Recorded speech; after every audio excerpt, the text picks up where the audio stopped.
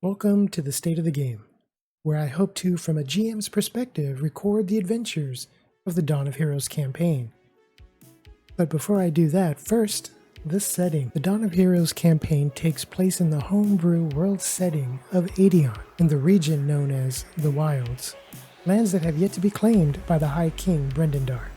It is here the campaign takes place. The eastern region of the Wilds is under attack by a half-orc bandit that has gathered other like-minded individuals as well as the aid of several orc tribes to follow his command and take the region for their own. This act has forced many residents of the region to leave their homes and brave the dangerous roads to escape the razing of their villages. Those that chose to stay and fight, well, they fought valiantly for a while. Seeing the region weakened, the neighboring region of the Hygian Empire decides to expand their influence and claim the Eastern Wilds under their rule.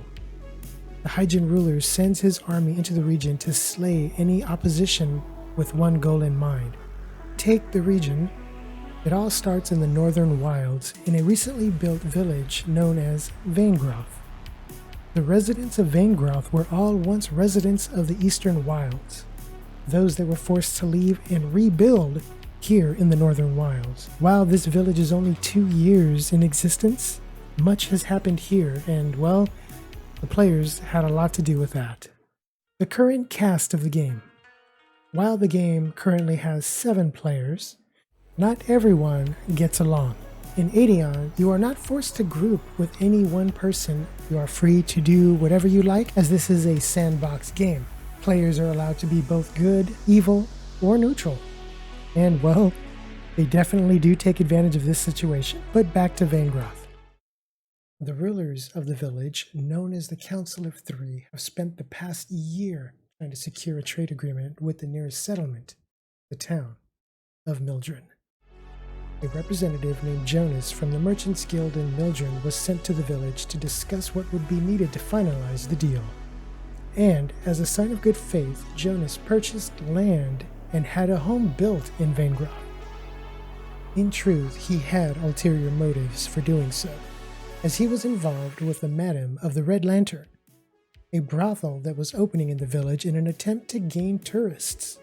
All seemed to be going according to plan, that is, until the players arrived. Adani, leader of the Emerald Hood, a thieves guild that has set up operations in Veingroth, offers Itzo a simple theft job. This, of course, was the start of the many issues to come for the village. While Itzo and his at the time traveling companion, Haofu, had next to no issue infiltrating Jonas's home, avoiding the security guards guarding it, they find themselves in Jonas's room, where he lays asleep, and a golden opportunity presents itself. The players have a chance at riches, and well, it was too good to pass up. However, Jonas woke up from the noise the players were making, going through his things in his room. They managed to subdue Jonas and kidnap him from his home, all under the noses of his security. After a beating and then threatening, the players leave Jonas tied to a tree. Successful job for the players. However, after being robbed, it left a negative impression on the village for Jonas, who was planning on heading back to Mildren in the morning. Sadly, this wouldn't be the only encounter with Itzo and Haofu that Jonas would have, or the continued effects the players would have on the village. And if you made it this far, you should consider joining the Discord. I also stream Aedeon and other random things on Twitch. Links will be down below.